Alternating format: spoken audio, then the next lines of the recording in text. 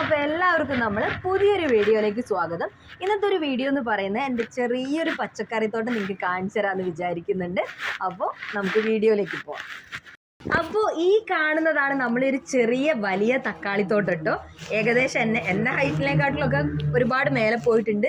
ഇതിപ്പോൾ ഈ ഏത് ഇനത്തിൽപ്പെട്ടതാണെന്ന് എനിക്ക് ശരിക്കും അറിഞ്ഞൂടെ. നമ്മൾ വയനാട്ടിൽ പൂപ്പൊലി കാണാൻ പോയ ടൈം അവിടുന്ന് തൈകൾ വാങ്ങിയതാണ് കേട്ടോ. അപ്പോൾ ഇതുവരെ ഇത്രയും ഹൈറ്റിലെത്തിയിട്ട് ഇതിൻ്റെ മുകളിൽ കായ ഉണ്ടാവാതിരുന്നതിന് എനിക്ക് ഭയങ്കര ഒരു സങ്കടം ഉണ്ടായിരുന്നു കേട്ടോ.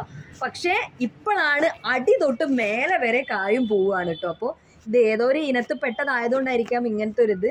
ഇപ്പം നിറയെ പൂവും നിറയെ കായും പിടിച്ചിട്ടുണ്ട്. അപ്പോൾ നമ്മൾ തക്കാളി കൃഷി ചെയ്യുമ്പോൾ ശ്രദ്ധിക്കേണ്ട ഒരു കാര്യം, നമ്മളിങ്ങനെ കായും പൂവെല്ലാം പിടിക്കുന്ന സമയത്താണ് നമ്മൾ നന്നായിട്ട് വളം ചെയ്ത് കൊടുക്കേണ്ടത്. എന്നാൽ മാത്രമേ നമുക്ക് നല്ല കായ്ഫലം ലഭിക്കുകയുള്ളൂ.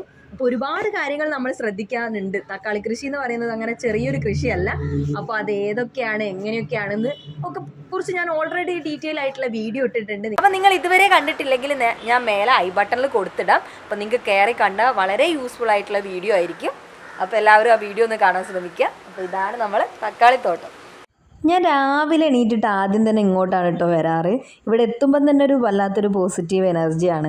പിന്നെ കായും പൂവും ഒക്കെ ഇടുമ്പോൾ നമുക്ക് വല്ലാത്തൊരു സന്തോഷമാണ്. ഈ നമ്മൾ നനച്ച് വളർത്തിയതിൽ കായും പൂവും ഒക്കെ ഇടുമ്പോൾ ഒരു വല്ലാത്തൊരു സന്തോഷം തന്നെയാണ്. അതൊക്കെ നമ്മൾ എക്സ്പീരിയൻസ് തന്നെ ചെയ്തിട്ട് അറിയേണ്ട കാര്യങ്ങളാണ്. ഇപ്പോൾ നിങ്ങൾക്ക് നോക്കി അറിയില്ല, നിറയെ കായും പൂവും മുട്ടുകളും ഒക്കെ ഉണ്ട് കേട്ടോ.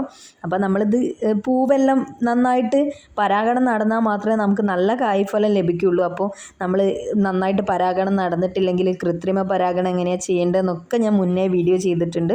അപ്പോൾ നിങ്ങളതെല്ലാം ഫോളോ ചെയ്താൽ നിങ്ങൾക്ക് ഇതുപോലെ തക്കാളികൾ ഉണ്ടായിട്ട് കാണാം.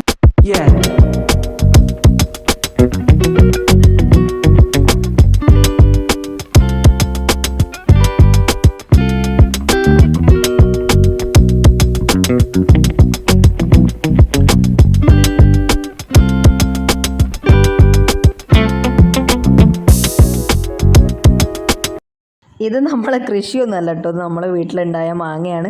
മാവ് നിറയെ മാങ്ങ ഉണ്ടായിട്ടുണ്ട് കേട്ടോ ഇപ്രാവശ്യം.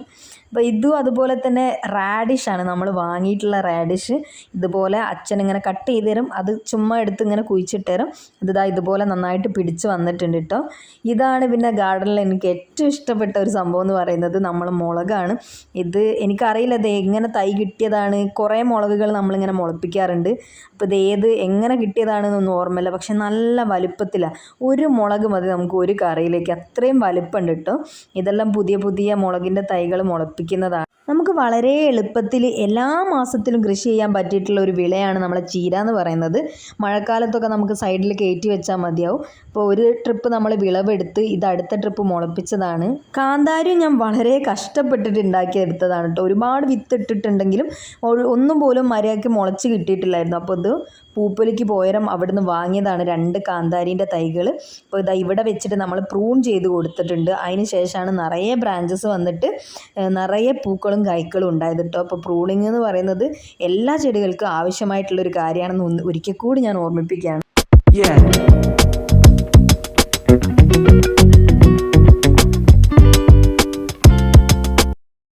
ഇതും വയനാട്ടിൽ പൂപ്പൊലിക്ക് പോരം വാങ്ങിയതാണ് കേട്ടോ, വഴുതനങ്ങ.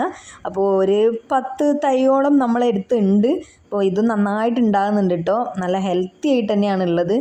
കീടങ്ങളെ ശല്യമൊക്കെ ഉണ്ടായിരുന്നു, വന്നപ്പോൾ ഞാൻ സ്പ്രേ എല്ലാം ചെയ്തതാണ്. അതാണ് ഇലകളുടെ മുകളിൽ കുറച്ച് പ്രശ്നം.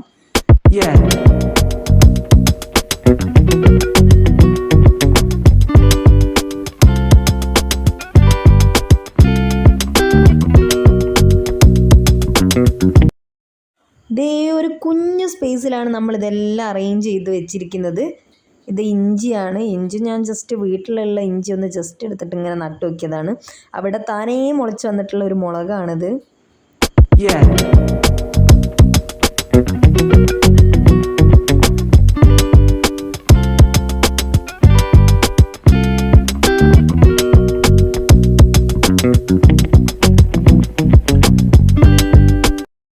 നമ്മൾ വീട്ടിൽ ഉപയോഗിച്ചതിൻ്റെ ബാക്കിയുള്ള മല്ലിച്ചപ്പാണ് കേട്ടോ ഇത്.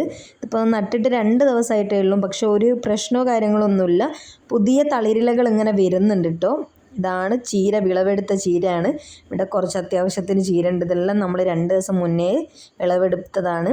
അപ്പോൾ ഇത് അടുത്ത ഘട്ടത്തിലേക്കുള്ള നമ്മളുടെ പയർ ചെടിയും കയ്പയാണ്. വിഷുവൊക്കെ ആകുമ്പോഴേക്ക് നമുക്ക് പറിക്കാൻ പറ്റുമെന്ന് വിചാരിക്കുന്നു.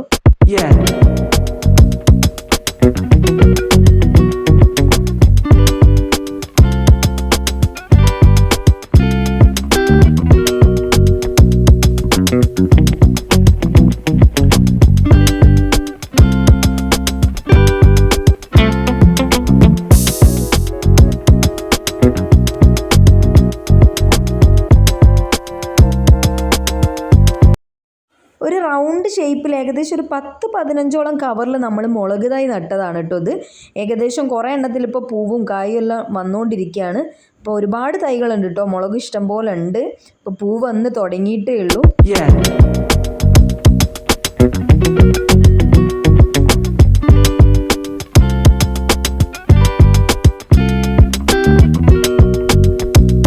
മുറ്റടിച്ച് വാരാത്തത് കൊണ്ടല്ല കേട്ടോ ഇത്രയും ഇലകൾ നിലത്ത് കിടക്കുന്നത്. നമ്മളിപ്പോൾ ഇതൊരു മാവിൻ്റെ ചുവട്ടിലാണ് ഇതെല്ലാം സെറ്റ് ചെയ്തിട്ടുള്ളത്. അപ്പോൾ നമ്മളിപ്പോൾ ഒരു രാവിലെ ഇത് അടിച്ച് വാരിയാൽ വൈകുന്നേരം ആകുമ്പോഴേക്കും ഇത് തന്നെയായിരിക്കും അവസ്ഥ. അപ്പോൾ നമ്മൾ ഈ ഇലകളൊക്കെ ഉപയോഗിച്ചിട്ടാണ് നമ്മളെ കമ്പോസ്റ്റ് തയ്യാറാക്കൽ കേട്ടോ. കരിയില കമ്പോസ്റ്റ് ഈ ഇലകൾ ഉപയോഗിച്ചിട്ടാണ് തയ്യാറാക്കൽ. പിന്നെ ഞാൻ ചെടികളുടെ ചുവട്ടിലൊക്കെ ഈ ഇലകൾ ഉപയോഗിച്ചിട്ടാണ് ഇട്ട് കൊടുക്കാറ്. ഡ്രാഗൺ ഫ്രൂട്ട് ശരിക്കും നമ്മൾ ടെറസിൻ്റെ മുകളിലാണ് കേട്ടോ വെച്ചത്. പക്ഷേ അധികമായിട്ട് സൺലൈറ്റ് ഏറ്റിട്ട് മൊത്തം യെല്ലോ കളറായിരുന്നു. അപ്പോൾ അത് നമ്മൾ താഴെ വെച്ചപ്പം തന്നെ പെട്ടെന്ന് റിസൾട്ട് മാറിയിട്ടോ. ആ യെല്ലോ കളറൊന്നും നിങ്ങൾക്ക് ഇപ്പോൾ കാണാൻ പറ്റില്ല, നല്ല യെല്ലോ കളറായി വന്നതായിരുന്നു. അപ്പോൾ താഴെ കൊണ്ടുപോയി വെച്ച് നല്ല വെള്ളമെല്ലാം കറക്റ്റ് ടൈമിന് കിട്ടിയതിന് ശേഷം ആളിപ്പോൾ ഉഷാറായിട്ട് വരുന്നുണ്ട്.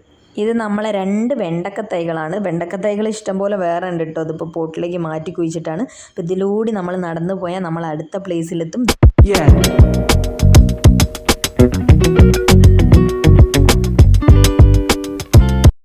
ഇത് നമ്മുടെ കേബേജും കോളിഫ്ലവറും ആണ് കേട്ടോ. അത് പുറത്ത് വെച്ച ടൈമിന് എന്തോ ഒരു ജീവി വന്ന് ഇതിൻ്റെ ഇലകളെല്ലാം നശിപ്പിച്ചിരുന്നു. അതാണ് കുറേ കേബേജിൻ്റെ ഇലകളിലും കോളിഫ്ലവറിൻ്റെ ഇലകൾക്കും നിങ്ങൾക്കത് കാണാൻ പറ്റും. നോക്കിയാൽ മതി. ഈ ഒരു സ്പേസിലാണ് നമ്മൾ അടുത്തതായിട്ട് കൃഷി ചെയ്യാൻ പോകുന്നത്. അപ്പോൾ ഇതാ നമ്മൾ ഇതിനുള്ളിൽ ഇങ്ങനെ ഒരു സ്പേസ് വെച്ചതാണ് കേട്ടോ. ഇതൊക്കെ നമ്മളെ വീഡിയോസിലും ഷോർട്സിലും ഒക്കെ അപ്ലോഡ് ചെയ്യലുണ്ട്. അപ്പോൾ ഇനിയും കാണാത്തവർക്ക് അതൊക്കെ ഒന്ന് എടുത്ത് നോക്കാവുന്നതാണ്.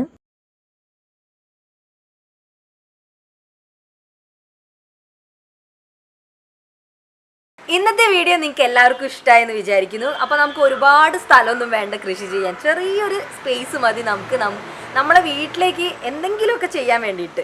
നമ്മൾ ഒരുപാട് സ്ഥലത്തൊന്നും ചെയ്യണമെന്നില്ല, നമ്മളെ ആവശ്യത്തിനുള്ള എന്തെങ്കിലും ഒന്ന് നമ്മുടെ വീട്ടിൽ ഉൽപ്പാദിപ്പിക്കുക എന്ന് പറയുന്നത് വലിയ കാര്യം തന്നെ. ഇതിൻ്റെ മുകളിലെല്ലാം കായെല്ലാം ഉണ്ടായി കാണുമ്പം അത് ഭയങ്കര ഒരു സന്തോഷം തന്നെയാണ് കേട്ടോ. അപ്പോൾ എല്ലാവരും ഒരു ചെറിയ പച്ചമുളക് തൈയെങ്കിലും വീട്ടിൽ നട്ട് വളർത്താൻ വേണ്ടിയിട്ട് ശ്രമിക്കുക. അപ്പോൾ ഇന്നത്തെ വീഡിയോ നിങ്ങൾക്ക് യൂസ്ഫുൾ ആയെന്ന് വിചാരിക്കുന്നു. ഇനി പുതിയൊരു വീഡിയോ ആയിട്ട് വരുന്നവരെ ബൈ.